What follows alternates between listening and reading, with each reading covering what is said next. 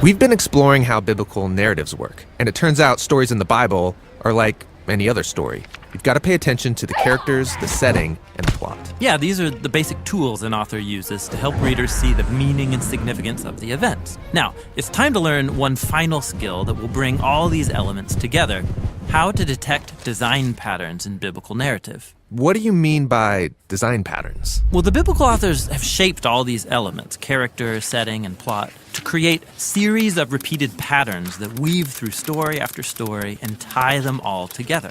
When you notice these patterns, you'll see how different stories across the whole Bible have been coordinated to emphasize key themes. This sounds interesting, but how do you know how to find a biblical pattern? Well, biblical authors do it subtly. The best way to catch on is to watch them embed key words and images that link stories together. Take, for example, one of the main themes of the Bible, the complex and tragic human condition. Okay. So let's start at the beginning, where God is making a really good world. Right, 7 times it says God saw that it was good. So those are clearly important words. Now watch. God appoints 2 characters named Human and Life to rule this world on his behalf, and they're told that everything is good for them to eat. Except for the tree of knowing good and evil. So then the humans doubt God, and in Genesis we read, they see that it's good to take this knowledge for themselves. Then we read, they desire to become wise, and then finally, they take what they want. And everything falls apart.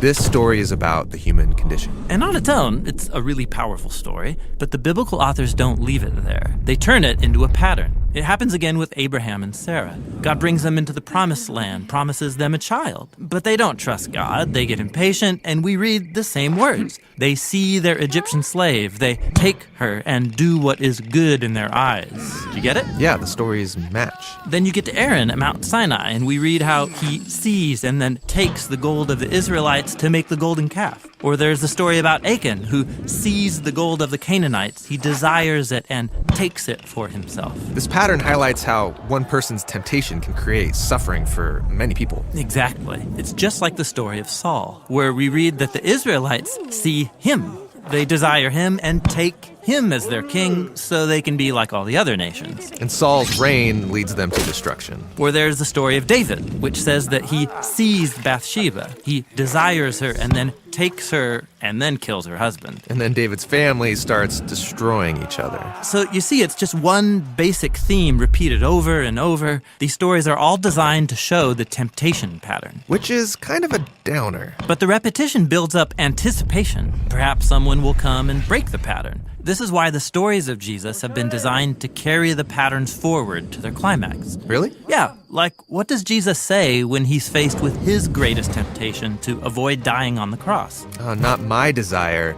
but your desire be done. So the pattern flips, and you have one person resisting temptation, and his suffering provides life for many. Very cool. Can we do one more? Totally. How about a big one? How God brings humanity through chaotic waters into a new world. It starts on page 1, where God separates these dark, chaotic waters. Yeah, dry land emerges as a home for humans to flourish. Then the pattern reappears with the chaotic waters of the flood. God rescues this remnant, Noah and his family, through the waters so that they can step onto dry land and become humanity 2.0. Now, does that basic storyline remind you of anything else? Oh, right, the famous Exodus story. Yeah, exactly. That's when God saves his chosen people from Egypt by leading them through the waters onto dry land. While Pharaoh and his armies destroyed. The pattern repeats later with Joshua and the Israelites. They passed through the waters of the Jordan into the Promised Land. Yeah, you got it. So now you can see how later biblical authors will project this pattern into the future.